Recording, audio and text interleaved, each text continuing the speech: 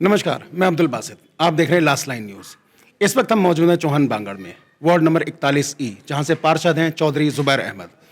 चौधरी ज़ुबैर अहमद ने यहाँ की जनता से बहुत सारे वायदे करे थे, जिसमें साफ़ सफाई से लेकर गली के निर्माण से लेकर और बहुत सारे वायदे इन्होंने किए थे जो इन्होंने पूरे करे। और एक आखिरी वायदा लाइब्रेरी का था, जो कि इन्होंने मुकम्मल कर लिया है, पूरा कर लिया है और कुछ ही समय में ये पब्लिक को सौंपने वाले हैं। तो सिलसिलेवार तरीके से हम इन्हीं से बातचीत करेंगे।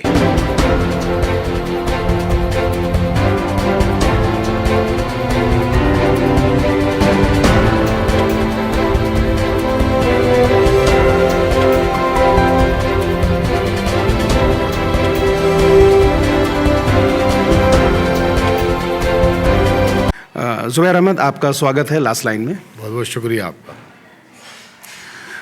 सबसे पहले हम ये जानना चाहेंगे कि आपने ये जो लाइब्रेरी का निर्माण कराया है, तो इसका जो है आपको कैसे ख्याल आया बनाने का आपको? जब मैं इलेक्शन के अंदर वोट मांगने के लिए डोर टू डोर कैंपेन कर रहा था, तो मैं जब घरों में गया तो मैंने घरों की जो हालत देखी, वो 10-10, 15-15 गज के घर हैं चौहान बांगड़ वार्ड के अंदर, जहाँ से मैं काउंसलर हूँ। तो मैं जब वोट मांगने जाता तो अक्सर बच्चियों से, बहनों से बात होती थी मेरी। पढ़ाई को लेकर मैंने अक्सर उनसे बात की, तो उनकी एक दिक्कत जो सबसे बड़ी आती थी, घर छोटा होने की वजह से पढ़ाई पे फोकस नहीं हो पाता था।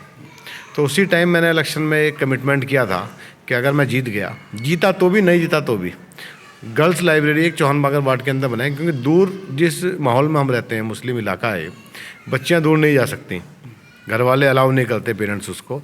तो एक इरादा था कि चौहान बांगड़ वार्ड के अंदर एक लाइब्रेरी बनाई जाए जो खाली गर्ल्स की हो, क्योंकि जो हमारे यहाँ के पेरेंट्स हैं वो ऐसा अलाउ नहीं करता है कि दूर जाएं या लड़के लड़की एक साथ पढ़ें। तो लड़कियों के लिए एक लाइब्रेरी बनानी थी। जब ये एक आइडिया आया था और मकसद भी यही था कि एक सुकून की जगह मिलेगी तो बेहतर पढ़ पाएंगी। घर में अक्सर क्या होता है, जब वो पढ़ने के लिए बैठती है, छोटा घर है, मेहमान आ जाते हैं, बच्चे शोर मचाते हैं, कई सारी दिक्कतें होती हैं, तो फोकस पढ़ाई पर नहीं हो पाता।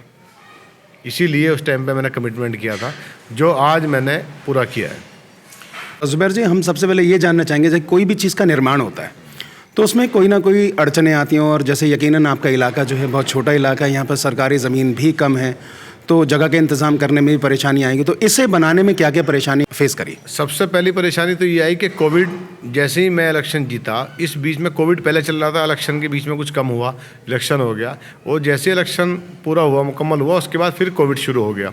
तो काफ़ी टाइम तो मेरा इसी में बर्बाद हो गया, जो मैं शुरू में लाइब्रेरी बना सकता था। दूसरी मुश्किल ये थी कि मेरे पूरे वार्ड के अंदर कोई भी सरकारी जगह नहीं, मतलब आप सोचिए कि शौचालय बनाने के लिए, यूरिनल बनाने तक के लिए मेरे पास जगह नहीं है कि अगर मैं वो चाहूँ।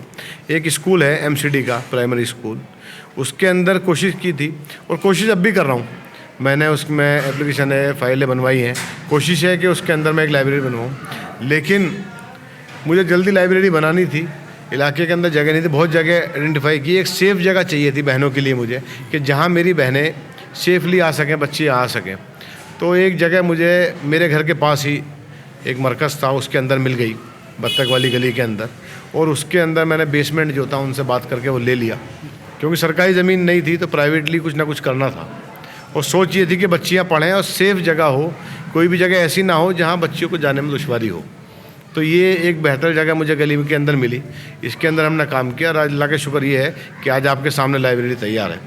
अच्छा, देखिए, कोई भी चीज़ बनाने के लिए कोई ना कोई भावनात्मक पहलू ज़रूर होता है, तो क्या इसके अंदर में ऐसा कुछ भावनात्मक पहलू है जो आपको सिर्फ लाइब्रेरी बनाने का एक ख्याल है कि यहाँ पे लड़कियों को हैंड ओवर करा जाए? 100% है, क्योंकि मेरी कोई बहन नहीं है और ना ही मेरी कोई बेटी है। मेरे 3 बेटे हैं और इत्तेफाक ये है कि मेरे भाइयों के भी बेटे ही हैं, बेटी नहीं है। घर में एक कमी रहती है कि एक बेटी होनी चाहिए थी, बहन होनी चाहिए थी। तो उसमें एक ये था कि जब मैं इलेक्शन लड़ा तो अल्लाह के शुक्र से मुझे बहुत बहनें मिल गई, और इतनी मिली, इतनी बेशुमार मिली कि अब वो जो कमी थी वो दूर हो गई।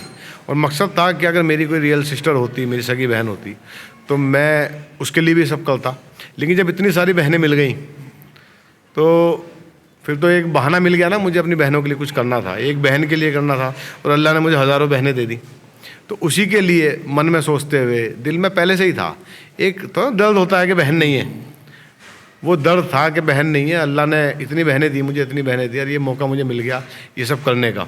और मैं चाहता हूँ कि अपनी बहनों के लिए जो बेहतर से बेहतर कर सकूँ वो मैं करूँ। तो मतलब आपको ये जो है कार्य करके अंदर से कैसा महसूस हो रहा है आपको?